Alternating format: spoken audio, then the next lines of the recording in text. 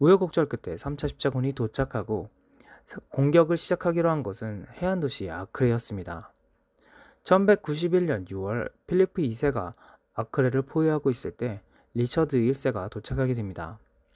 그는 터착 열병에 걸리며 잠시 아팠지만 아픈 와중에서도 석궁으로 누워서 성벽 위에 적을 맞추는 능력까지 선보이며 아크레 공성전을 지휘하였고 마침내 함락시키면서 첫 승리를 거두게 됩니다. 여기에 아크레의 이슬람 포로들의 몸값을 두고 살라딘과 리처드의 기싸움이 시작됩니다. 살라딘은 포로들을 해방하기 위해 몸값을 지불하려 했으나 생각보다 몸값 조달이 어려움을 겪었습니다. 이에 리처드는 그가 일부러 시간을 끈다고 생각하여 2700명의 포로를 살라딘이 볼 수 있는 위치에서 학살합니다. 그러자 화가 난 이슬람 군대가 돌격해왔으나 이를 미리 준비했던 십자군 군대는 이들을 격퇴하는 데 성공합니다.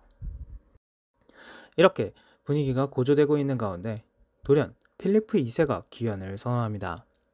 아크레 함락 당시 전투에 참가했던 오스트리아의 제후 레오폴트 5세가 자신의 깃발을 성체에 올리자 두 왕은 이를 오만한 행위로 간주하여 깃발을 내리도록 합니다.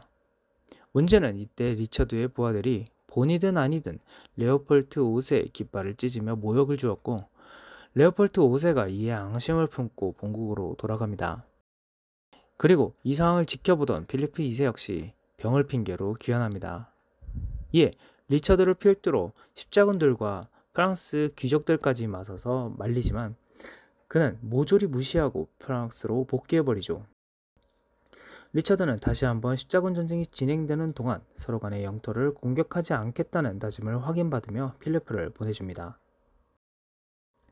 리처드는 이후 예루살렘으로 가기 위해 해안 도시들을 따라 진군에 내려가기 시작합니다. 그리고 제해권이 십자군에 있음을 고려하여 함대와 행군 속도를 맞춰 군대에 빠른 보급을 할 수 있도록 합니다.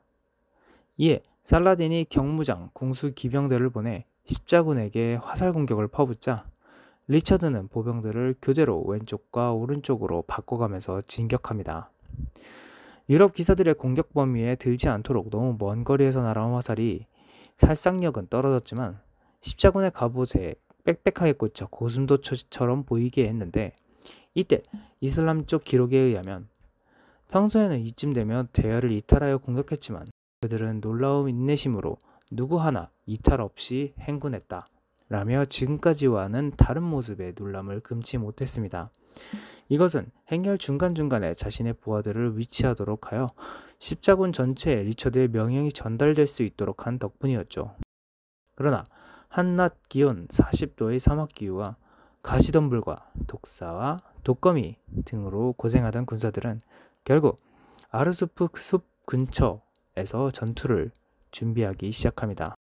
먼저 이슬람 궁수대의 활이 서양 기사들의 갑옷을 뚫어내기 어렵다고 판단한 살라딘은 그들의 말을 쏘아 맞추고자 했고 리처드는 이러한 전술 변화에 맞서기 위해 경비병대로 그들의 기마궁수를 쫓아 저지하고 방패병 부대로 말에 접근하지 못하도록 했습니다. 그리고 편성이 잘 되어 있었던 성전기사단과 구호기사단을 전후방에 배치하여 기습에 대비하도록 했습니다. 마침내 9월 5일 지지부진한 전투에 몸이 달아오른 3만의 튀르크군의 선제 공격으로 전투가 시작됩니다. 살라딘의 기병들은 원거리 공격을 계속했으나 리처드의 군대는 대비한 대로 꿈쩍하지 않고 때를 기다렸습니다. 그들은 튼튼하게 짜여진 밀집 대응으로 전진하였고 투르크군의 공격을 밀어내며 프랑크군이 전진하는 상황이 됩니다. 그러나 적의 공격에 너무 많은 피해를 본 구호기사단은 인내심이 바닥난 단장의 구령으로 돌격해 나갑니다. 그리고 상황을 순식간에 파악한 리처드는 기병대 전체에게 그 뒤를 따라 돌격을 지시합니다. 그러자 준비했던 대로 보병들이 길을 터주고 기사들이 질주해 나와 이슬람군을 공격하기 시작했습니다. 수비만 하던 기사들의 분노는 폭발하듯 터져나왔고 상대적으로 중무장한 십자군과의 접근전에 이슬람군은 속수무책이었습니다. 리처드는 좌우, 중앙, 세 방향으로 나뉘어 완벽하게 살라딘의 진영을 초토화시키기 시작했습니다. 그리고 본인이 가장 앞서 나가며 특유의 덴마크제 도끼를 들고 말 그대로 적들을 분쇄하기 시작했죠. 그 모습은 적이었던 이슬람 전사들의 눈에도 공포스러웠는지 이슬람 측 기록에 의하면 마치 낫을 든 농부가 곡식을 베는 것과 같았다고 전해집니다. 결국 십자군의 맹렬한 공격에 와해된 살라딘 군은 7,000명의 사상자를 내며 대패했고 승리한 십자군은 700명의 경미한 피해를 받고 승리합니다. 이때 살라딘 휘하의 아미르 32명이 사망했는데 아미르는 유럽의 테스와 같은 위치로 그들이야말로 살라딘의 영향권 아래서 충성을 바치며 지지하던 세력이었기 때문에 살라딘에게는 큰 타격이었습니다. 이 패배로 낙담한 살라딘은 한동안 먹지도 못하고 괴로워했다고 전해지며 이 여파로 해안도시 야파가 기독교의 손에 들어오게 됩니다. 덤으로 근처를 지나가던 대상단을 십자군이 약탈하여 많은 보급품을 얻은 것은 보너스였죠.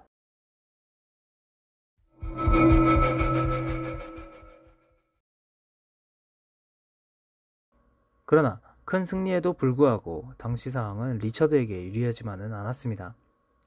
일단 살라딘이 건재하여 이슬람 세력은 언제든 다시 규합할 수 있었고 1차 십자군 때와 달리 분열되지 않은 이슬람은 예루살렘을 곱게 내주지 않을 것이 뻔했죠.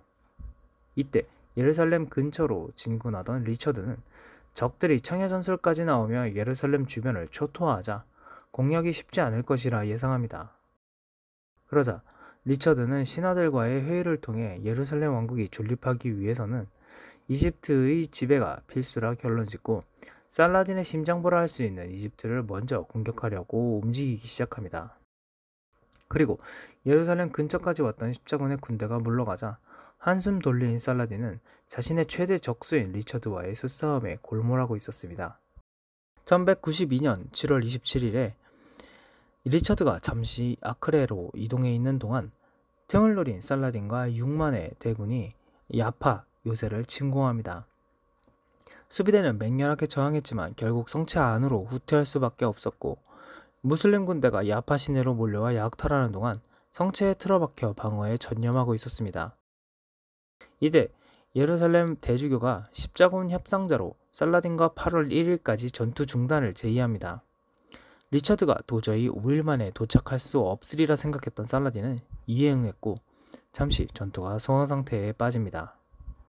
한편 아크레에 있던 리처드는 야파 수비대의 구조 요청을 7월 28일에 받게 됩니다. 크게 분노한 리처드는 즉시 대군을 소집하여 야파로 향했는데 주력 부대를 육로로 보내고 자신은 소수의 함대와 함께 바다로 갑니다.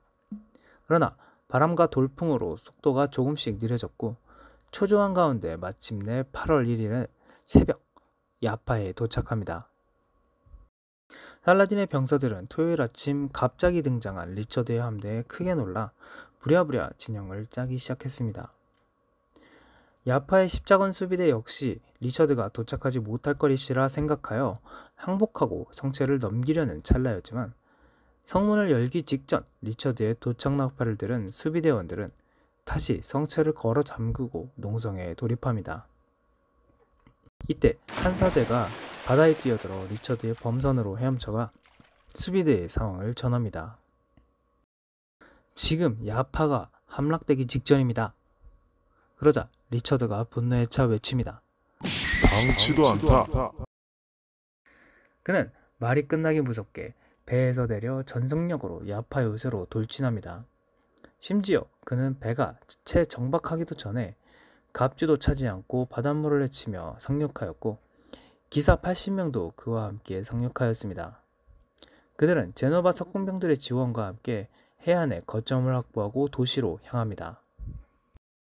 여기서부터 리처드는 석궁과 함께 유명한 덴마크식 도끼를 한 손씩 잡고 휘둘러 무슬림 병사들을 무수히 베어내기 시작합니다. 급하게 짜여진 이슬람의 방어망은 기습 공격에 와해되고 야파의 해안에서 철수하게 됩니다. 리처드는 거기서 그치지 않고 무슬림들을 뚫고 지나가 성벽을 탈환하여 지원군이 도착했다는 신호로 잉글랜드의 깃발을 꽂습니다. 세필의 말로 80명의 군사들과 함께 6만의 군대를 휩쓸고 성을 되찾은 것이죠. 이 전설적인 활약 앞에 분노한 살라딘은 저건 사람이 아니라 사탄이 아니냐며 실수하기도 했지만 결국 다 점령했던 성을 넘겨주고 맙니다. 그러나 살라딘이 아직 야파를 포기한 것은 아니었습니다.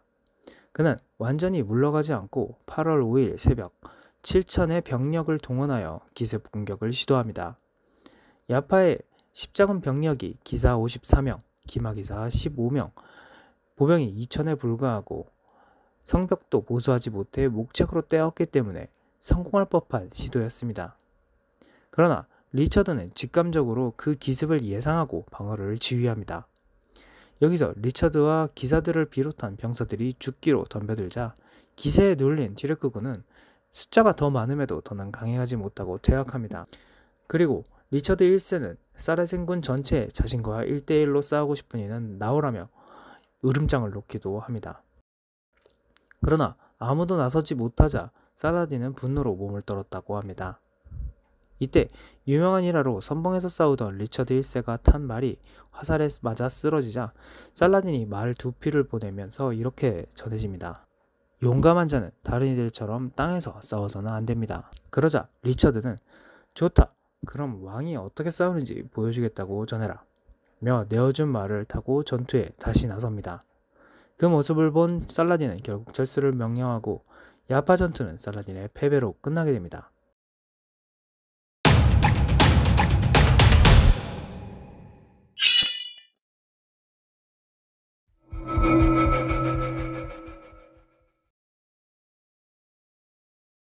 이 전투로 인해 살라딘과 리처드는 서로를 쉽게 꺾을 수 없다는 것을 인정하게 됩니다. 살라딘의 입장에서는 이제 막 시작된 아이브 왕조가 이들과 계속 전투를 벌이면 결말이 좋지 않을 수 있다는 점을 인지하죠. 그러나 상황이 더 급한 쪽은 리처드였습니다. 필리프 2세는 십자군 원정을 하는 동안 서로의 영지를 공격하지 말자는 약속을 어기고 리처드의 부재를 틈타 야금야금 프랑스의 영토를 넓히고 있었습니다. 이에 리처드는 이벨린에 발리앙을 보내 예루살렘 공격을 포기하겠으니 강화협정을 하자고 제안합니다. 협상에 응하지 않으면 나와 기사들은 영원히 여기에 머물 수밖에 없다는 간담이 서늘해지는 협박도 함께요.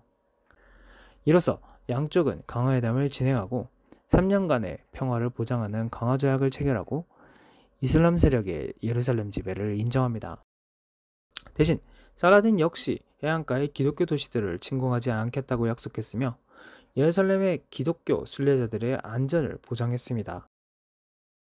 리처드가 본국의 정리가 끝나고 3년 조약이 끝나면 다시 와서 예루살렘을 되찾겠다고 하자 살라딘은 기왕 뺏긴다면 당신에게 뺏기고 싶다고 답장했던 일화가 전해지고 있습니다.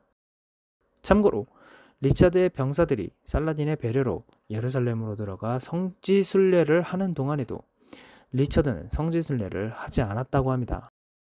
진심으로 예루살렘을 자신의 손으로 되찾고 싶었던 것 같네요.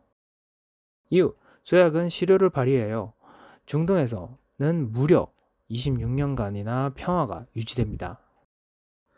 이후 10월 9일 리처드는 영국으로 귀환하고 그가 떠나고 5개월 뒤 살라딘은 병으로 숨을 거두게 됩니다. 살라딘이 죽었다는 소식을 들은 리처드에게 부하들이 조금만 더 기다렸으면 예루살렘을 탈환할 수 있지 않았겠느냐며 아쉬워하자 리처드는 우리가 남아있었으면 살라딘은 눈을 감지 못했을 것이라고 평하했습니다. 이렇게 서양세계의 지배자이자 중동의 술탄이 서로를 인정하는 모습은 당시 유럽 세계에서는 멋진 기사도의 표본으로 평가되기도 합니다. 이 시기에 재미있는 일화로 리처드는 살라딘뿐만 아니라 살라딘의 동생이자 살라딘의 외교사절이었던 알-아딜을 마음에 들어 했는데 하루는 알-아딜이 자신의 11살짜리 아들 알-카밀을 데려옵니다. 리처드는 예의 바르면서도 활발한 소년이었던 알-카밀이 마음에 들었는지 그를 아버지 알-아딜의 앞에서 서양식으로 무릎을 꿇리고 기사로 임명하기도 합니다. 그러면서 자기가 쓰여진 기사검을 선물하는데 알-카밀은 이 선물을 무척이나 기뻐했다고 합니다. 그리고 알-아딜에게 자신의 여동생을 시집 보내려고도 하는데 성직자들과 여동생 본인의 반대로 무산되기도 합니다. 이때 알-아딜에게 기독교로 개종해보는 건 어떠냐고 제안하기도 했다고 합니다.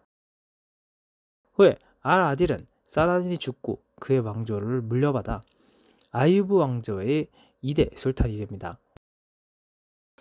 한편 미완의 상태로 귀환하게 된 리처드는 이후 영역의 세월을 보내게 되는데, 귀환하는 백길에서 난파하고 흘러흘러 도착한 곳이 하필 깃발을 찢으며 모욕했던 레오폴드 5세의 영지였기에 잡혀있다가 필리프의 꾀로 독일 황제 하일리 6세에게 보내져 한동안 포로 생활을 겪습니다. 독일의 법정에서 사람들의 지지를 이끌어내어 자유를 되찾은 리처드는 영국으로 귀환하여 자신의 왕위를 차지하고 있던 존왕을 용서하고 그동안 자신의 영지를 빼앗고 있던 필리프 2세와의 전쟁을 벌입니다. 점차 필리프 2세를 밀어내던 그는 프랑스에 빼앗겼던 영지 대부분을 수복하였으며, 그러던 중 구르동이라는 소년병사가 쏜 화살에 맞아 상처가 점점 벌어지게 됩니다. 결국 그는 1199년 4월 6일 예루살렘으로 돌아오겠다는 약속을 가슴에 품고 42살의 젊은 나이에 모친의 품에서 세상을 떠나게 됩니다.